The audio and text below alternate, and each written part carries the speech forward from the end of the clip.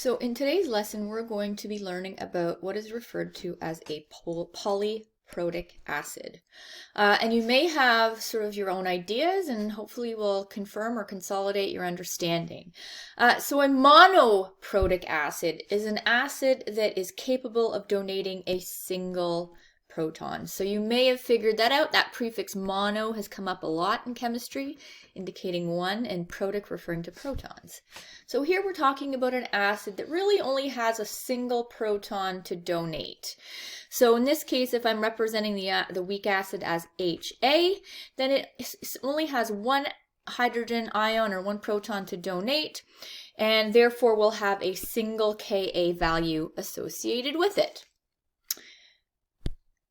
However, there are cases where we have acids that have multiple hydrogen ions or multiple protons that it is capable of donating, in which case we refer to those as polyprotic acids. And those will have a Ka value associated for the loss of each of their protons.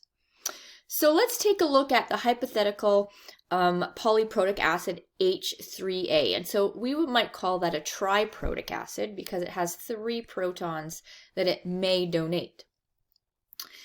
So in what I'm going to call a first step here, this acid H3a is going to donate a proton to water, and in so doing is going to become H2a-, the conjugate base. And it's going to have a particular Ka value associated with the loss of that first proton. But then in a subsequent step, we might find that that conjugate base acts as an acid and donates a proton again to water. Now, the dissociation of that acid, H2a, has its own Ka value associated with it that is different than its Ka1.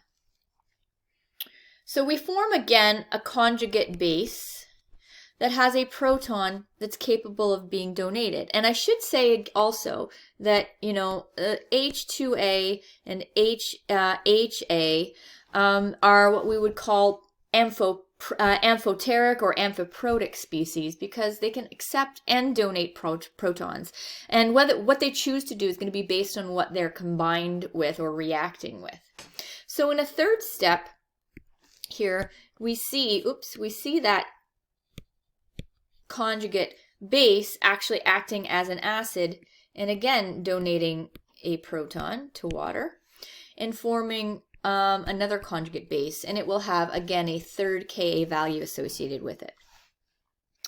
So then let's say, for instance, instead, I were talking about the reaction where H3a combines with water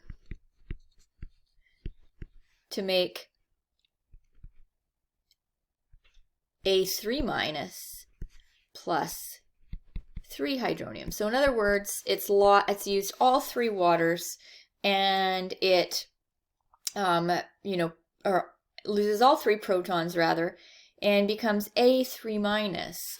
Well, how would we get the Ka value for the series of 3 steps? In other words, the overall Ka for the loss of all 3 protons. Let's take a look.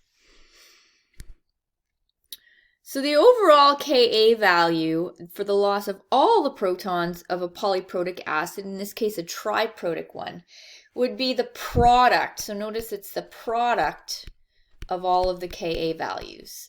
So in this case it's a triprotic acid, so there would be 3 Ka values that would be multiplied to get the overall Ka. If it were a diprotic acid, we would simply look at the Ka1 and the Ka2 values, and so on and so forth.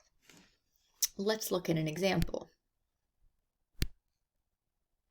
So if I were to ask you to determine the Ka value for the following reaction, I'd like you to pause the video and give this a go. So a couple of things are worth noting here that I see. And the first is that I'm starting with H2CO3 carbonic acid. And so I'm going to focus on the Ka values associated with carbonic acid. It's a diprotic acid. And in this case, I'm showing it losing both of its protons. So, as I would expect, the Ka value overall is going to be the product of its two Ka values. So Ka1 times Ka2.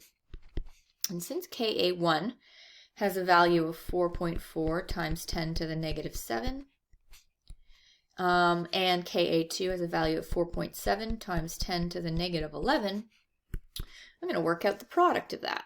And so this reaction overall would have a Ka value of 2. And I'm going to round to one decimal place, 2.1 times 10 to the negative 17. So, small. So interestingly enough, we see that the overall K for this process is very, very, very small. And so, and I think that's reasonable given that the loss of 2 protons and more protons becomes increasingly hard as an acid loses those protons. Let's take a look at the chart in a little bit more detail. And I want you to ask yourself, just take a look at the chart, and I want you to examine how the subsequent Ka values for a particular acid compare.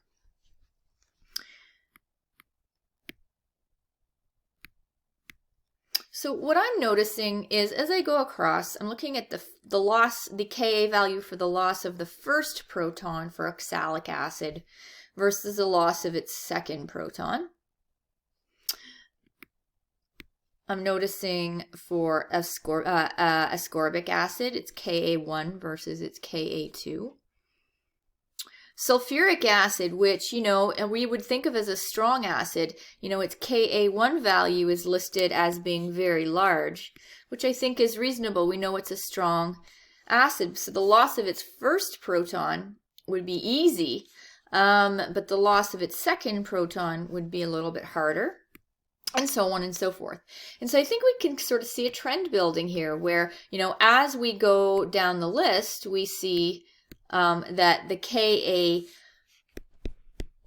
tends to be greater than the Ka2, which is greater even more so if there is a Ka3 for polyprotic acids.